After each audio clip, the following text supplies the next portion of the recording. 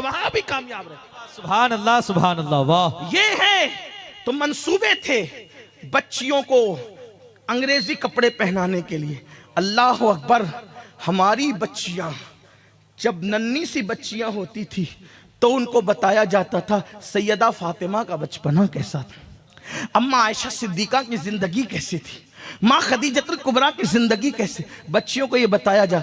अब तो कुछ भी नहीं, माँ को खुद नहीं पता कि खदीजा कौन है। हमारी पहली उम्मुल मोमिनीन जो मोहसिना इस्लाम है, इस्लाम की मोहसिना है। हाँ, नबी पर उस वक्त जब सर जख्मी हो जाता तो पट्टी बांधने के लिए कपड़ा नहीं होता था, तो सैयदा खदीजा अपने दुपट्टे को फाड़ कर हुजूर को पट्टी बांधती थी।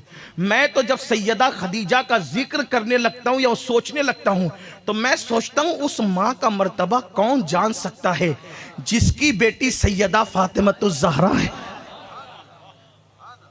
फातिमा जैसी जिसकी बेटी हो, वो माँ का मर्तबा क्या होगा। बल्कि एक बात कहूं, सैयदा खदीजा का मर्तबा पेश करने के लिए एक बात कहता हूं, अगर किसी के दिल में उतरे तो अल्लाह करे उतर जाए और वो मुकद्दस मां की हम मोतकीद हो जाएं।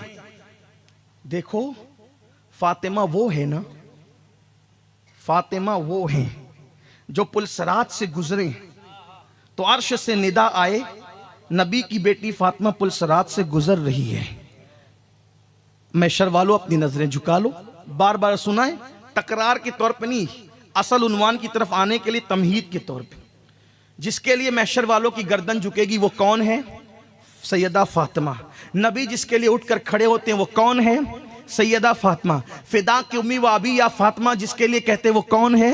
सैयदा फातिमा। बदा तो मिन्नी जिसके लिए कहते वो कौन है? सैयदा फातिमा। जिगर का टुकड़ा है वो कौन है? सैयदा फातिमा। जन्नत में सबसे पहले जाने वाली ऐसी खातून जो सवारी पे बैठकर जन्नत में जाएगी, जिसकी नकेल हजरत मरियम की, जिसकी सवारी की नकेल मरियम कुबरा के हाथ में होगी, वो कौन है? सैयदा फातिमा। अल्लाह अकबर। अब अंदाजा करें, सैयदा फातिमा वो है कि जिसके कदमों के नीचे, जिसके कदमों के नीचे, जिसके कदमों के नीचे, तवज्जो, जिसके कदमों के नीचे नौजवानाने जन्नत के सरदार की जन्नत हो, सरदाराने जन्नत की जन्नत, सरदाराने जन्नत की जन्नत जिसके कदमों में हो उसे फातिमा कहते हैं।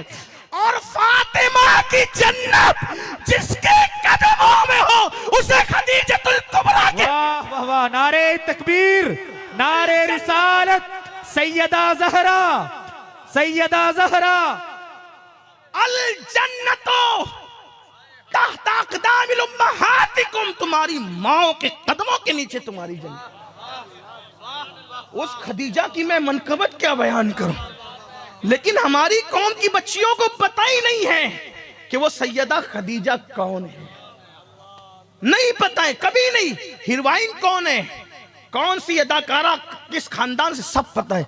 नबी की पहली ज़ौजा, नबी की पहली ज़ौजे पाक।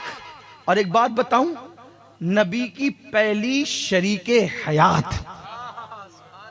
अब तवज्जो आपकी, नबी की पहली शरीके हयात। शरीके हयात का मतलब जब तक हयात है तब तक शरीक। मेरी और आपकी हयात हमेशा नहीं, इसलिए हमारी बीबियां शरीक हैं, मरने के बाद फरीक है। लेकिन नबी की हयात की कोई मुद्दत नहीं है। फ़नबीयुल्लाह हय्युन, अल्लाह का नबी अल्लाह की अता से हमेशा जिंदा है। तो जैसे वो कल शरीक थी वैसे आज भी शरीक।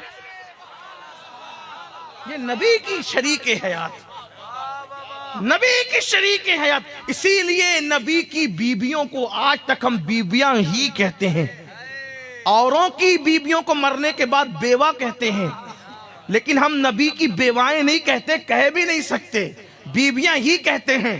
उनको होश आना चाहिए जो कहते हैं नबी मर के मिट्टी में मिल गए। जब मिट्टी में मिल गए तो फिर ये बीबियां कैसे रही? क्योंकि मिट्टी में मिल जाने वालों की बीबियां बीबियां नहीं बल्कि बेवा रहती है। तो मेरे नबी की बीबियां अब भी बीबियां हैं। तो ये बीबियां बता रही है कि जब बीबियां बीबियां हैं तो वो मरे नहीं है, बल्कि तू जिंदा है वल्लाह, तू जिंदा है वल्लाह, मेरे चश्मे आलम से छुप जाने वाले। ये एक अलग सा उन्वान है, लेकिन बात ये कहने चला था, मंसूबा बड़ा खतरनाक है।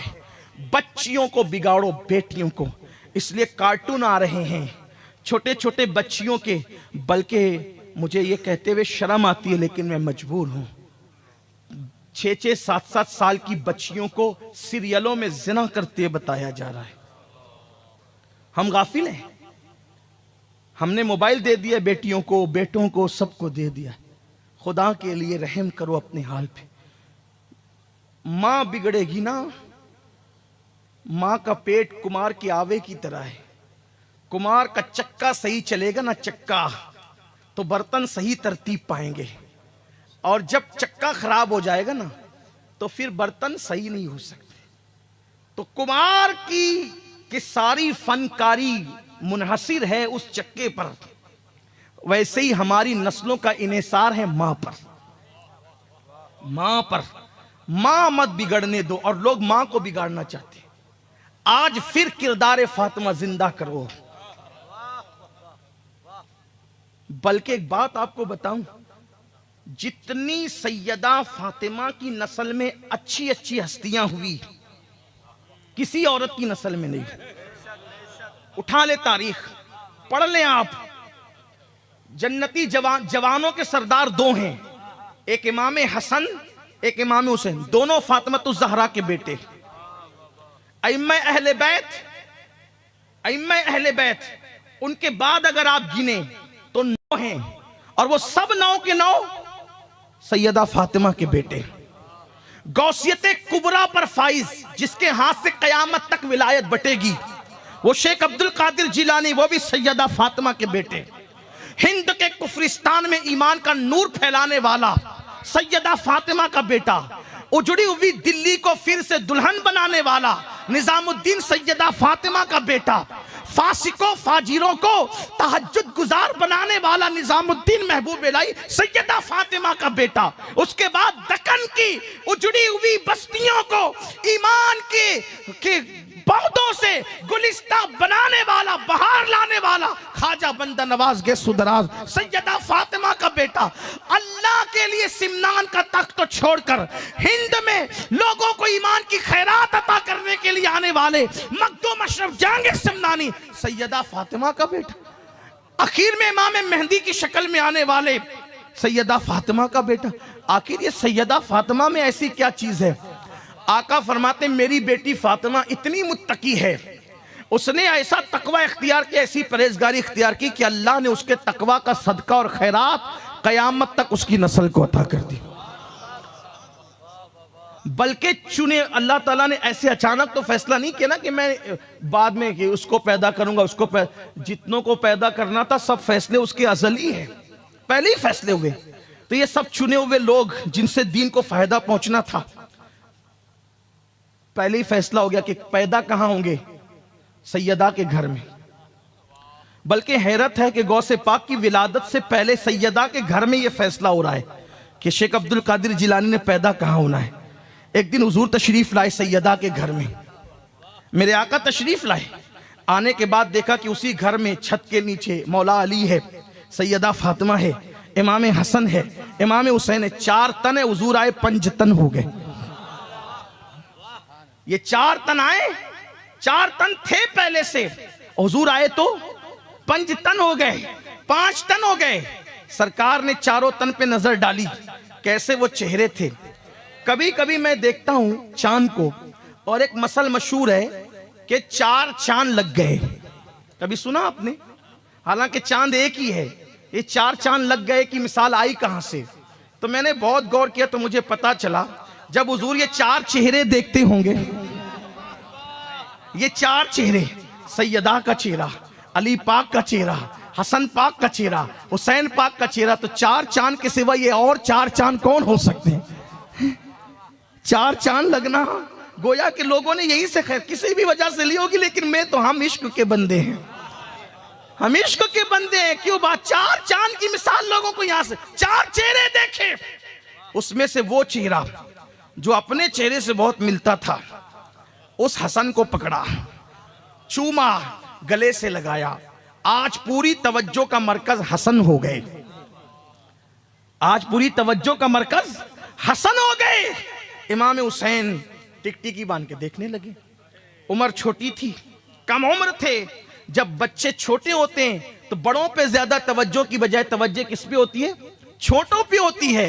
यही बात है। और तवज्जो ऐसे ही थी कि ज्यादा तवज्जो जब दोनों शहजादे होते तो किस पे होती? इमाम हुसैन पर होती। लेकिन आज बज़ाहिर तरतीब बदल गई। आज बज़ाहिर ये नहीं कहता हूं खिलाफ मामूल, वहां कोई चीज खिलाफ है ही नहीं।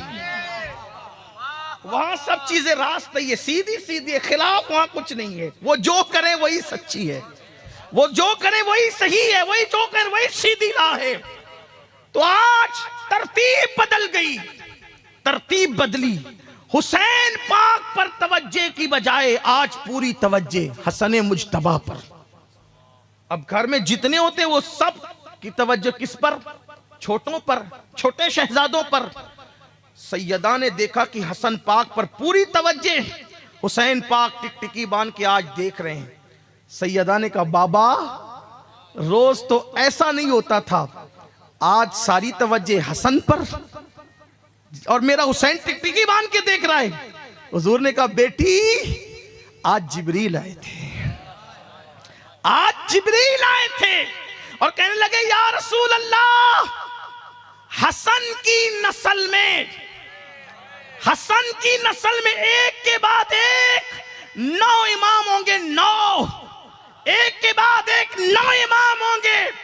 और हुसैन की नस्ल में एक के बाद एक 9 इमाम होंगे हुसैन की नस्ल में। लेकिन हसन की नस्ल खामोश रहेगी, मगर फिर एक ऐसा पैदा होगा, एक ऐसा पैदा होगा उन 9 के बाद जो मकाम आपको अल्लाह ने नबियों में अता फरमाया है, वो मकाम उसको अल्लाह वलियों में अता फरमाएगा और उसी के हाथों विलायत बटेगी। वो गैसियत कुबरा के मनसब पे फाइज होगा जब वो कहेगा बगदाद के मिंबर से मेरा ये कदम हर वली की गर्दन पर है, तो सब उसके लिए गर्दन झुका देंगे। उसको दुनिया अब्दुल कादिर जिलानी कहेगी फातिमा मेरे हसन की नस्ल में ऐसा बच्चा पैदा होने वाला है, इसीलिए उस बच्चे को आज मैं हसन के जरिए से प्यार अता कर रहा हूं, मोहब्बत अता कर रहा हूं। ये फैसले पहले हुए हैं, ये फैसले पहले हुए हैं। अगरचे कोई कहे कि ये रिवायतें तो ज़ईफ है, लेकिन रिवायतों का ज़ोफ फजाइले अमाल में तो मकबूल होता है ना। तो अर्ज ये कर रहा था माँ का तकवा, माँ का तकवा औलाद को कयामत तक मिलता। अब तकवा जिसका जितना पावरफुल होगा उतनी दूर तक उसकी बरकतें मिले, वरना कम से कम 4 नस्ल तक तो एक माँ का तकवा पहुंचता ही है, पहुंचता है, 4 नस्लों तक रहता है। और माँ की नहुसत भी कम से कम 4 नस्ल तक रहती। हदीस पाक में इसीलिए तो आया, मेरे आका अलैहिस्सलाम फरमाते हैं कभी झूठी कसम मत खाना, कभी झूठी कसम मत खाना। आका फरमाते हैं जो अल्लाह ने फरमाया जो झूठी कसम खाएगा मैं क़यामत तक उसकी नस्ल पे लानत करूंगा। एक झूठी कसम से क़यामत तक नहुसत बरसती है नस्लों पर, नस्लें परेशान रहती है। आप अंदाजा फरमाए जिन्हें ना नमाज का पता, ना दीन का पता, ना धर्म का पता, क्या जिंदगी है। आओ माँ बिगड़ने से बचा लो, बचा लो माँ बिगड़ने से। अपने घरों में किरदार फातिमा जिंदा करो, अपने घरों में उम्मतुल मोमिनीन का किरदार जिंदा करो, अपने घरों में राबिया बसरी का किरदार जिंदा करो, अपने घरों में नफीसा मिस्री। ये नफीसा मिस्री कौन है पता है? ये खानदान नबूवत की एक बेटी है, सैयदा है। ये इमाम शाफई के दौर में मिस्र में रहा करती थी। इमाम शाफई ने कहा था, इमाम शाफई ने कहा था नफीसा उस खातून और उस सैयदा का नाम है कि जब मेरा इंतकाल हो जाए तो मेरा जनाजा उस सैयदा की गली से लेकर जाना, अल्लाह उसकी गली के सदके मेरी मगफिरत फरमा दे। ये बेटियां थी नबी के घर की बेटी, नबी के घर की सैदानियों की ये शान थी। लेकिन आज अपना हाल क्या हो गया, हमारी बेटियों को क्या हो गया। बल्कि बड़ी माजरत के साथ अब तो माज़अल्लाह मुस्लिम बेटियां दौलत के नशे में दूसरों का, मुशरिकों का हाथ पकड़कर भाग रही है। कसूर इसमें बेटियों का बाद में है, पहले कसूर माँ बाप का है। हमने अपनी बेटी को वो शऊर नहीं दिया, वो फिक्र नहीं दिया, वो तसव्वुर नहीं दिया, ख्याल नहीं दिया। वरना अपनी बेटियां वो थी मेरे अजीज भाइयों कि बेटियां मर जाना पसंद करती थी फाकों से, लेकिन कभी किसी अजनबी मर्द की आंख में आंख मिलाना गवारा नहीं करती थी। किस किस चीज का रोना रोएं। ये जलसे इसलिए मुनक्किद नहीं होते कि हम आपको थपकियां देकर सुला दें, ये जलसे इसलिए मुनक्किद होते हैं कि हमारे बुजुर्गों ने जो बेदार करने की ये रस्म डाली है उस तरीके से आपको बेदार किया जाए। सिर्फ सुनकर मत जाना, बल्कि ये अहद लेकर के जाना कि मैंने अपनी बेटी को अब कोई सीरियल नहीं देखने देना है, मैंने अपनी बेटी को अब सीरत फातिमतुज़ ज़हरा पढ़ाना है। मैं कभी सोचता हूँ कि अगर सैयदा फातिमा, मौलाना ने जो है वो सैयदा का जिक्र छेड़ा तो मेरे दिल के तार गोया कि इन्होंने उस पर हाथ रख दिया कि मैंने ये सोचा कि फिर आज की महफिल ख़त्म नहीं करूँगा जब तक जिक्र सैयदा ना करूँ। लेकिन इन्होंने एक बात और कर दी, चूँकि ये बहुत प्यार करते हैं तो मेरी तारीफ़ में बहुत लंबी बातें की। मैं हर नाज़िम से और हर बंदे से कहता हूँ कि मेरी तारीफ़ मेरी मौजूदगी में न की जाए, गैर मौजूदगी में भी न की जाए।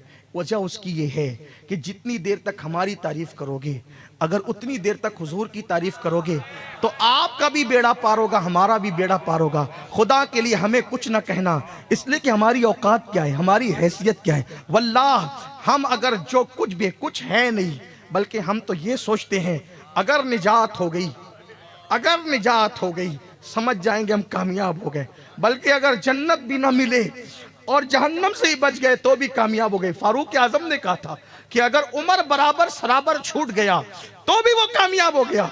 जिसको जन्नत की बशारत मिली थी उसकी फिक्र ये है हमारी औकात क्या है। ईमान पे खात्मा हो जाए तो बड़ी नेमत है। हम क्या है, हमारे चेहरे देखने से क्या मिलना है, हमारी गुफ्तगू सुनने से क्या मिलना है। हम तो आपके पास सिर्फ इसलिए आ जाते हैं कि आप में कोई एक मकबूल बंदा होगा, उसकी नजर पड़ जाएगी तो अपना बेड़ा पार हो जाएगा। क्योंकि आका ने फरमाया जहां 40 मोमिन जमा हो उनमें एक अल्लाह का वली होता है। इसी लालच में आ जाते हैं कि 40 होंगे, पता नहीं कितने अल्लाह वाले आएंगे, नजर डाल देगा तो बेड़ा पार हो जाएगा। वल्लाह मेरे अल्लाह की कसम खा के कहता हूँ, झूठी कसम खाने वाले पे अल्लाह की लानत हो। मैंने अपनी जिंदगी में कभी किसी को हाथ चूमने नहीं दिए, लेकिन बस इस नीयत से दिया कि अगर किसी अल्लाह के नेक बंदे के हाथ, कि नेक बंदे का होंठ मेरे हाथ में लग जाए, उसके होंठ की बरकत से मेरे वजूद पे जहन्नम की आग हराम होगी। वरना मैंने कभी ये सोचकर किसी को हाथ नहीं दिया कि हम इस काबिल है कि हम चूमे जाए, हम कभी इस काबिल नहीं है। अल्लाह अकबर, ये नाज ये अंदाज हमारे नहीं होते, छोली में अगर टुकड़े तुम्हारे नहीं होते, ये जिक्र मुस्तफ़ा की बरकतें हैं। वरना याद रखना कौम का मुकर्रिर सबसे ज्यादा मुसीबत में होगा क़यामत के दिन, और उसके होंठ आग की कैंचियों से काटे जाएंगे।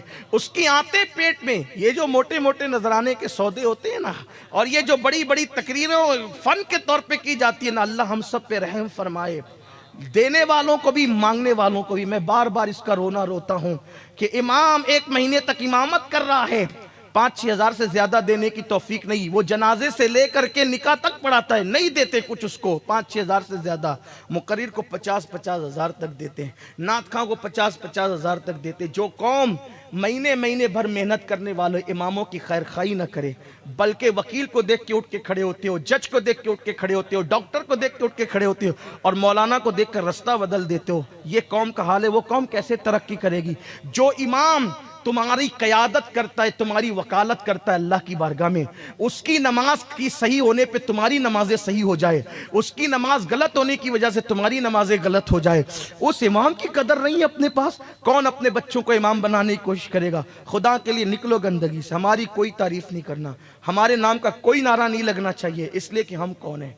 जिस दिन हमारा खात्मा ईमान पे होगा उस दिन फिर कोई नारा लगाए तो लगाए, उस दिन कोई तारीफ करे तो करे, लेकिन बात नहीं करना इस तरह से। उन्होंने मोहब्बत में कह दिया, मैं दुआ कर रहा था अल्लाह इस बंदे के खुलूस के जुमलों को मेरे लिए दुआ बना दे और मुझे ऐसा बना दे जैसा ये कह रहा है। वरना अपनी औकात क्या है मेरे अजीज भाइयों? अगर उसने ऐबों पे पर्दे न डाले होते तो ना आप यहाँ बैठने के काबिल होते, ना मैं यहाँ बैठने के काबिल होता। अल्लाह हमारे हाल पे रहम फरमाए। ये मेरी और आपकी बात नहीं है। आप लोग सोचते हैं आजिज़ी कर रहे हैं, इंकिसारी कर रहे हैं। हज़रत इमाम जाफ़र सादिक, इमाम जाफ़र सादिक, जिसने जन्नत बेची है, वाकई बेची, जिसने जन्नत बेची है वाकई। ये आजकल तो सब कहानी किस्से हो गए जो हकीकत जन्नत बेचने वाले। जिनकी हम 12वीं 22वीं के कुंडे की न्यास करते हैं, जिन लोगों को बड़ा दर्द है इस कुंडे की न्यास पर भी, बहुत दर्द है। क्यों हो रही कुंडे की न्याज़ें? तो शिया करते हैं, शिया करते हैं तो करते, शिया अहले बैत से मोहब्बत का नारा भी लगाते हैं, तो क्या हम नारा लगाना छोड़ दें? शिया या अली अल मदद कहते हैं, तो क्या हम छोड़ दें या अली अल मदद करें? वो सिद्दीक अकबर के बुग़्ज़ में कहता है या अली अल मदद, और हम मौला अली को सहाबा की मोहब्बत के साथ पुकारते हैं। दोनों में फर्क है, फर्क है। उनके दिल सिया हैं, हमारे दिलों को तो आकर देखो, हमारे सीनों में सहाबा की मोहब्बत है। और हम तो ये कहते हैं, जिस सीने में अबू बकर, उमर, उस्मान की मोहब्बत नहीं, उसको या अली मदद का नारा लगाने की इजाजत है। या अली मदद का नारा उसी को फायदा देता है जिसके सीने में शेखैन की मोहब्बत हो, सहाबा की मोहब्बत हो। हम इस नारे के कायल हैं, और ये शिया करते हैं न्याज, तो क्या हम छोड़ दें? शिया कौन है? उनकी क्या औकात है? इन्नमल अमालु बिन्नियात, यहां भूल जाते हैं बुखारी की पहली हदीस।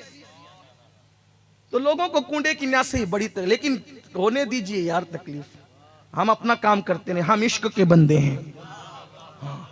इतना कहें कि शिया जो करते हैं वो अपने तौर पे करते हैं। पहली बात तो उनके यहाँ फातिहा होती नहीं है। फातिहा का तसव्वुर पूरी दुनिया में सिर्फ अहले सुन्नत के यहाँ है, बस। ये जो मुरव्वजा फातिहा ना, इसका तवज्जुह सिर्फ अहले सुन्नत के यहाँ है, और कहीं नहीं है। वो तो उसमें थूक भी डालें, क्या क्या डालें, अभी वो ये सब बात करने का यहाँ मौका नहीं है, वरना वीडियो अगर अच्छा लगा हो तो लाइक करके आगे शेयर ज़रूर कर देना। अल्लाह हाफिज़।